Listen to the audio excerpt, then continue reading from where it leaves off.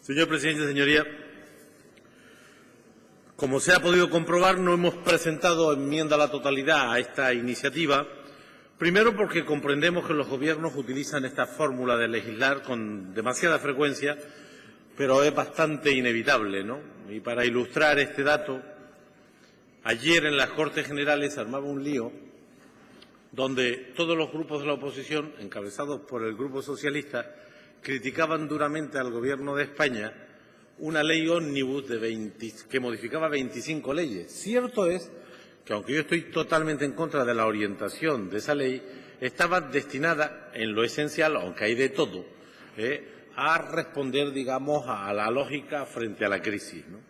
Aprovecho para decirle que en esa ley, entre las cosas que se crean, es el impuesto a los depósitos bancarios, que lo crea el Partido Popular para toda España, gracias a que algunas comunidades pioneras, como Andalucía, Extremadura y luego Canarias, abrieron la brecha y produjeron este impuesto porque había competencias para hacerlo, como bien se sabe.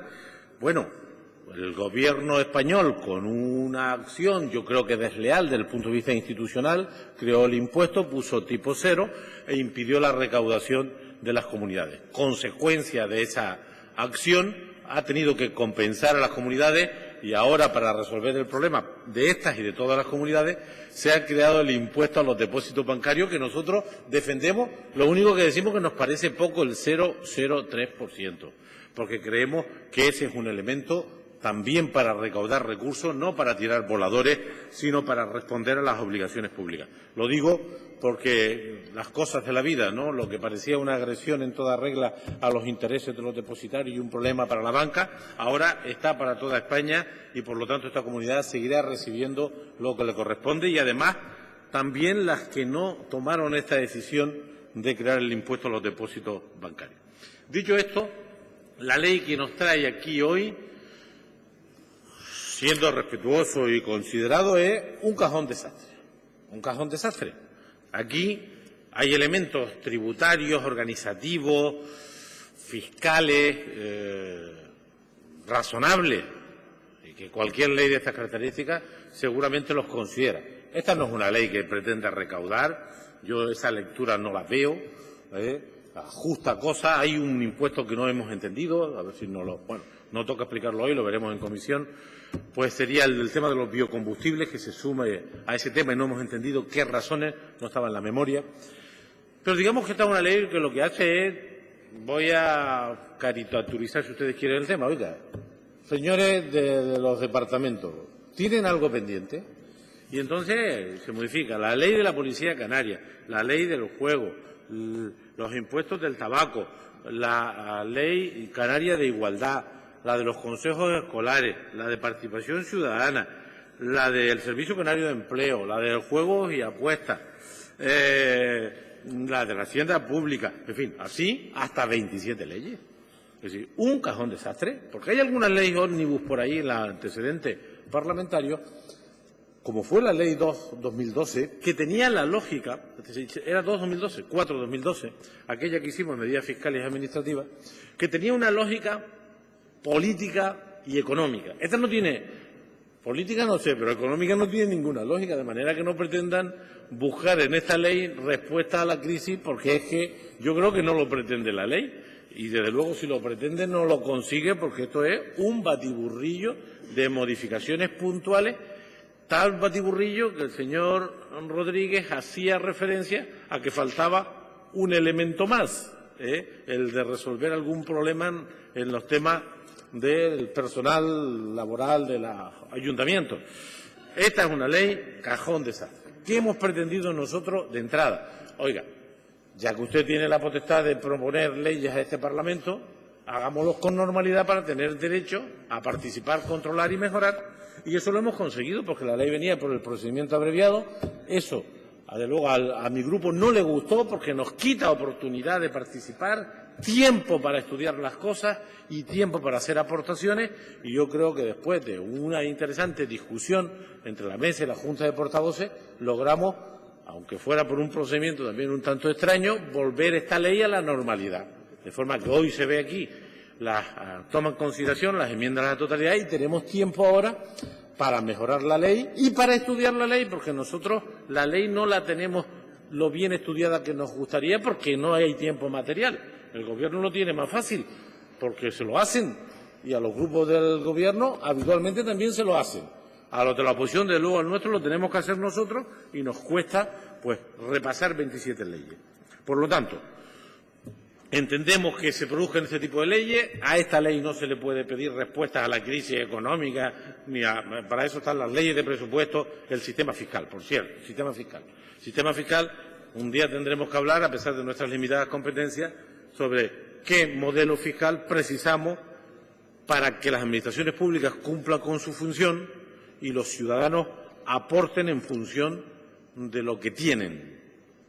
Y que aporte todo el mundo. Hay mucho que discutir sobre el sistema fiscal español. Sistema fiscal profundamente injusto y además razonablemente fracasado, con el 27% de fraude reconocido en los análisis. De manera que eso no lo vamos a resolver en esta ley, ni tampoco en la ley que ayer se discutía en las Cortes Generales referida a esas 25 modificaciones legales a las que he hecho referencia. Sobre este tema y sobre algunas cuestiones. Primero, buena cosa que tengamos ahora el mes de julio y agosto para hacer enmiendas. Nosotros lo aprovecharemos para hacerlo y sí vamos a hacer consideraciones de algunas cuestiones que nos parecen relevantes. Por ejemplo, explotaciones ganaderas.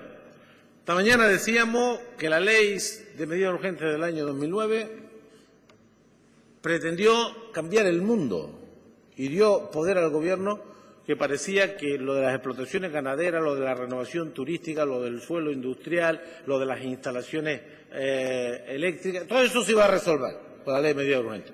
Y competencias se dieron. El tiempo ha dicho que no se hacen milagros y ni siquiera con el apoderamiento del Gobierno de asuntos que debían ir por la vía de la planificación se resolvió. El tema de las explotaciones ganaderas es un tema preocupante. Según la información que el Gobierno nos remite, hay como 1.000 solicitudes, 900 y largas, y solo se han podido regularizar el 27%. Por cierto, ninguna en el 2012, ninguna en el 2013 y parece que ninguna en el 2014. La ley parece intentar mejorar este tema para buscar una solución que tiene que ser segura, pero tiene que facilitar este tema. Lo analizaremos, lo estudiaremos, si estamos de acuerdo lo apoyaremos y si hay que enmendarlo, lo enmendaremos, pero nos parece una cuestión importante porque actúa sobre un problema concreto que la Ley de Medidas Urgentes no resolvió a pesar de las promesas, no resolvió y que esta ley ahora pretende encauzarlo. Hay un tema, ya se lo decía el consejero, sobre los biocarburantes, no hay opción de que me responda, pero si alguien del Gobierno o de los partidos que apoyan al Gobierno lo sabe, cuál es la razón de la subida fiscal del tema de los biocarburantes, porque no le encontramos explicación, no la tenemos, ¿no? Y luego hay una cuestión que sí me parece importante. El artículo 25 y 26 de la ley esta, en relación a una polémica que aquí trajimos desde Nueva Canaria y es el acceso a la historia clínica de los empleados públicos. Tuvimos una interesante, intensa discusión en que no entendíamos que el Gobierno pretendiera entrar en las historias clínicas a través de un servicio médico centralizado de los empleados públicos, porque lo consideramos ilegal e innecesario. Y pareció que de aquella discusión y de las consecuentes reuniones con las organizaciones sindicales se había cambiado de tercio. Se hace una redacción más moderada, más suave, menos contundente, pero de entrada, y lo estudiaremos y lo analizaremos porque hay una orden también por ahí sobre un nuevo registro de datos para este sistema de inspección, a ver qué es lo que se pretende, pero de entrada el artículo 25 y 26 nos genera inquietud y preocupación porque pudieran estar consiguiendo el mismo objetivo de meterse en las historias clínicas que son inviolables de los empleados públicos por la vía que aquí se propone. En cualquier caso, reconocemos que es más sutil la redacción, pero creemos que el fondo sigue estando presente. Y luego hay una consideración especial que quiero hacer, ¿no?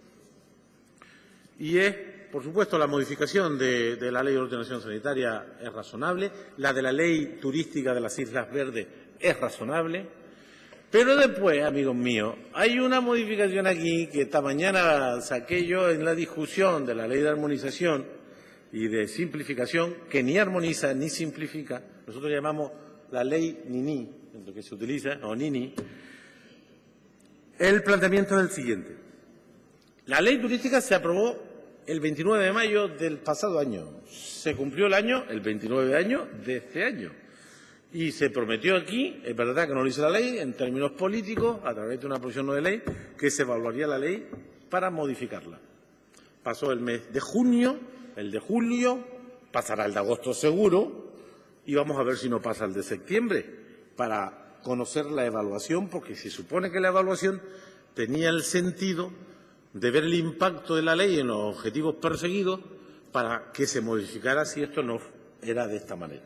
Sin embargo, aquí en este proyecto de ley se modifica la Ley de Renovación Turística y eso me hace pensar, y yo no es que sea mal pensado, pero sí que tengo ya alguna experiencia, de que qué sentido tiene modificar la Ley de Renovación Turística ahora deprisa y corriendo cuando se supone que vamos a tener una evaluación, debiéramos tenerla ya y producto de esa evaluación proceder a los cambios pertinentes. La sensación que uno tiene, la conclusión que uno saca es que no se va a modificar la ley. Puede ser que seamos malos pensados, pero yo creo que algo de lógica tiene lo que digo. Si en septiembre toca, no, tocaba en mayo a hacer la evaluación y no se ha hecho, y aquí se viene con una modificación que además no nos gusta. No nos gusta porque pretende lo siguiente, pretende aumentar la edificabilidad en las instalaciones en renovación a costa de la calidad. A ver en qué quedamos. A ver en qué quedamos.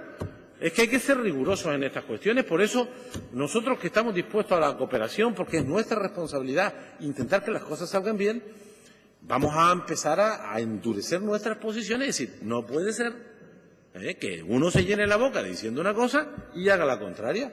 Y entonces, por ejemplo, esta modificación aquí nos parece, de entrada, a no ser que nos expliquen maravillosamente el tema, nosotros vamos a pedir que se suprima esta modificación y además la modificación en sí, tal como está, nosotros lo que interpretamos es los espacios comunes de las instalaciones en renovación a mejor vida a costa de más edificación. Y eso significa menos calidad. Y ya bastante difícil tienen las instalaciones antiguas de las ciudades turísticas para hacer renovaciones con calidad. Un conocido empresario, hay varios de este tenor, que tiene hoteles de alta calidad en medio de las ciudades turísticas, antiguos y renovados, hoteles antiguos renovados, que tiene instalaciones en sitios nuevos, de la misma categoría, me decía, cuando los clientes que pagan lo mismo van al hotel antiguo, pero renovado en el centro de la ciudad turística, las hojas de reclamaciones están a la orden del día. Y cuando vienen a los hoteles nuevos de las zonas de expansión, salen diciendo maravillas. Entre otras cuestiones, porque la demanda de servicios turísticos evoluciona. Y la gente quiere espacios para descansar, de esparcimiento y amplio. Y encima, esta propuesta que ustedes introducen aquí de Rondón es a costa de la calidad. Te doy un pisito más y te cargas el hall, el espacio de la piscina, el gimnasio o lo que toque. De manera que ni por el procedimiento nos parece adecuado, porque nos hace temer que no hay ninguna voluntad de reformar la ley turística como se prometió y además el contenido que se propone, nosotros de entrada lo rechazamos a no ser que exista alguna explicación que no se nos haya ocurrido. Que es posible, no es fácil, pero también es posible. De manera, señorías, que nosotros nos vamos a reservar nuestra opinión final sobre la ley en la posibilidad de aportar y cambiar cosas de la norma. Hay cuestiones en las que estamos de acuerdo, que son razonables, que son cuestiones organizativas, de ajustes, que tienen sentido y que las hacen todos los gobiernos. Por eso hemos presentado, yo digo, el Gobierno español el viernes una ley que modifica 25 leyes, insisto, con una cierta lógica económica, ¿no? Pero 25 leyes, estas leyes ómnibus, que son una manera mala de legislar, insegura, son perfectamente constitucionales y eso está ya reconocido, de manera que nosotros no hemos hecho una enmienda a la totalidad por estas razones. Lo que decimos es que tiene que haber tiempo para que la oposición discuta y participe, y lo hemos conseguido con esta revisión del procedimiento abreviado por un sistema de que las enmiendas las tenemos hasta el 2 o el 3 de septiembre y por lo tanto tenemos más tiempo y que luego hay contenidos que nos hacen sospechar, algunos positivos como el tema de las instalaciones ganaderas, otros negativos como la reforma turística o la historia clínica de los empleados públicos y algunos que no comprendemos, pero seguramente falta información, como el aumento de los impuestos a los biocombustibles. Por lo tanto, nos abstenemos con la voluntad de participar y mejorar esta ley, porque nos parece francamente mejorable. Muchas gracias, don Román Rodríguez.